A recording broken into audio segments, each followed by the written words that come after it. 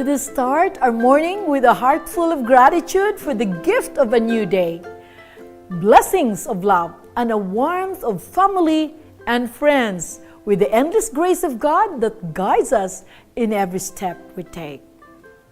Even our smallest actions, like sharing, helping a friend, or offering a prayer, can grow into something beautiful. Every act of kindness and love, no matter how small, will bloom into a beautiful garden of love. All the good things you do will bring joy, peace, and blessings as we take a closer look at our topic for today's episode, planting good seeds. The Holy Bible provides us with wonderful encouragement in Galatians chapter 6, verse 9. Galatians chapter 6, verse 9. It says, "Let us not grow weary in doing good, for at the proper time we will harvest, or we will reap a harvest if we do not give up." This reminds us that even when it seems difficult to keep doing good, God promises that our efforts will be rewarded in His perfect time. So we must keep going, knowing that the good we do will bring blessings and joy. Every kind word that you speak, every act of love that you show, and every time you choose to do what is right will be a true reflection of God's love in the orchard of life. Just like good seeds that grow abundantly, these actions will bring happiness and blessings to us and the people around us. So, let's keep planting good seeds and watch how God helps them grow. For example, you have a beautiful small garden in your backyard where you carefully plant a tiny seed in the soil. You take care of it daily, remove its weeds every day, and water it regularly. At the beginning, you may not appreciate it that much, just like that seed. When you show kindness, help others, or make good choices, you are planting a seed in someone's heart. It may not seem like much at first, but with time, these small acts of goodness will grow into something beautiful, spreading love and joy to others, like a garden that needs patience and care. Your good deeds will bloom and bring blessings to others. You know, Sister Ellen White said in Daily Devotional, May 9, we all need to sow the seeds of compassion, sympathy, and love, for we shall reap what we sow. Every characteristic of selfishness, self-love, and self-esteem, every act of self-indulgence will bring forth a like harvest. He who lives for self is sowing to the flesh, and of the flesh he will reap corruption. So, my dear kids, stay kind, do good, and keep loving. Be patient with others, share with a joyful heart, always forgive, and spread smiles wherever you go. And one fine morning, a young, hard-working woman went to the field to gather leftover grains in the field owned by a wealthy man. While she was picking up leftover grains, behind the harvesters, the owner of the field arrived and asked, "Who is that young woman?" "She is a Moabite who came back from Moab with Naomi," the overseer answered. Boaz told Ruth to stay in his field, work with his women, and follow the harvesters. He promised to protect her and even offered her water when she was thirsty. And later, Boaz married Ruth. You know, Ruth's story reminds us that even when we feel like no one sees our good deeds, God always notices and rewards us. If we keep doing good and won't give up, God will bless us in His appointed time. This is your Auntie Marife, happy to greet all of you a fabulous day. Good morning, wonderful kids of hope. What a beautiful day to learn, grow, and spread God's love. We are so blessed to have another chance to fill our hearts with His goodness.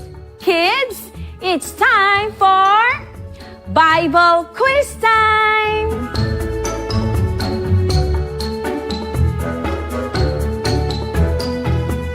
Today, we're going to test how much have you learned from Auntie Marife's Bible Talk about planting good seeds.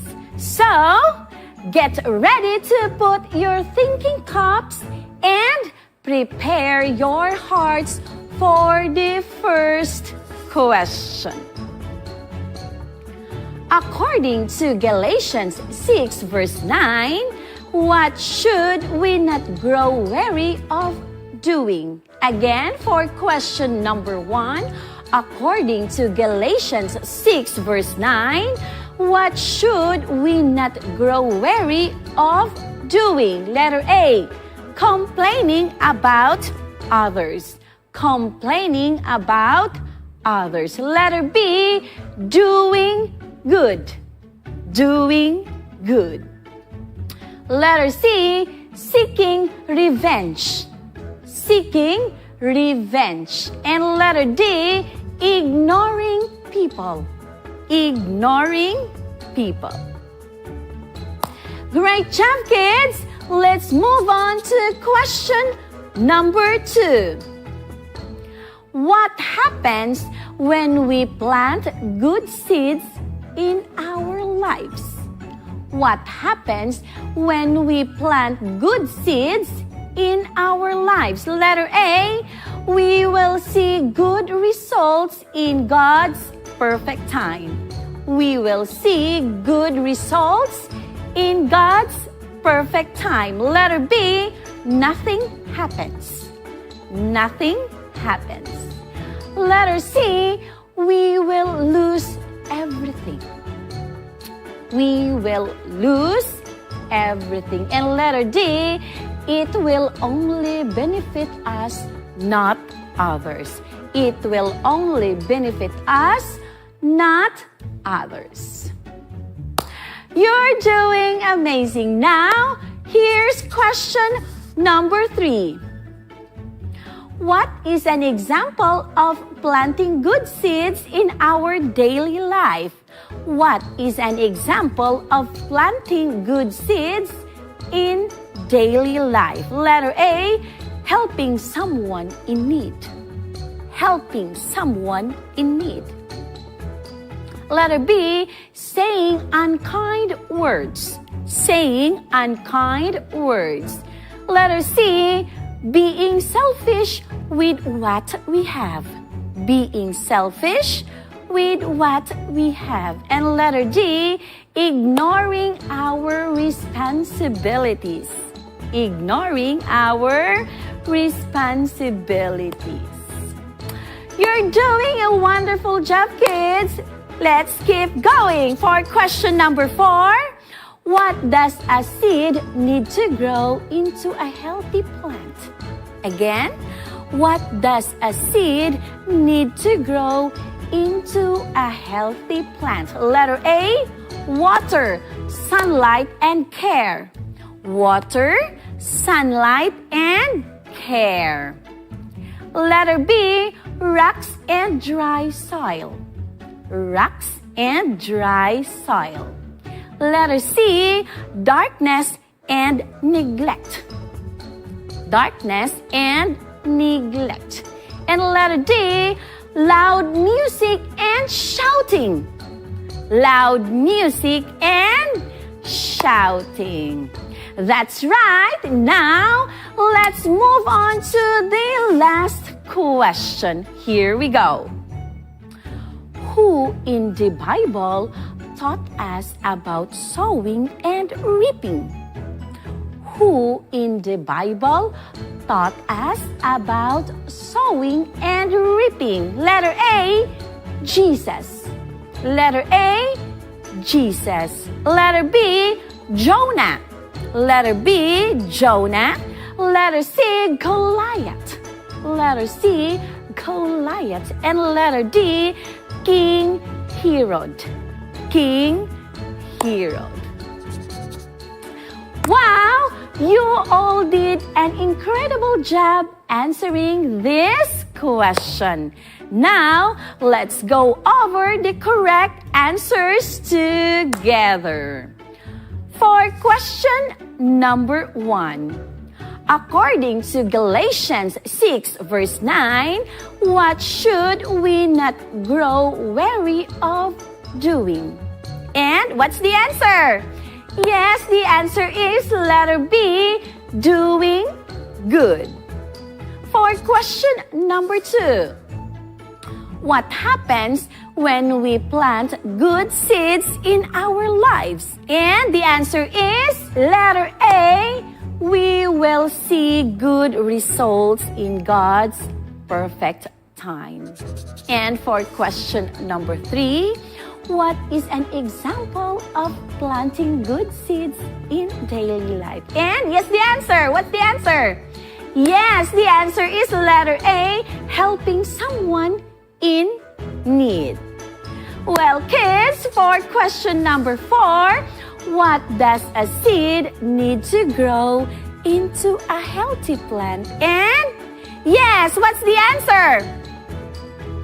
Yes, correct. It's letter A, water, sunlight, and care. And for the last question, who in the Bible taught us about sowing and reaping? And very good, it's letter A, Jesus. Amazing work, everyone. Remember, when we plant good seeds in our hearts, kindness, patience, love, and faith, God will help them grow into something wonderful. Keep sowing good seeds and watch how they bloom. See you next time for another exciting Bible quiz. Bye, kids!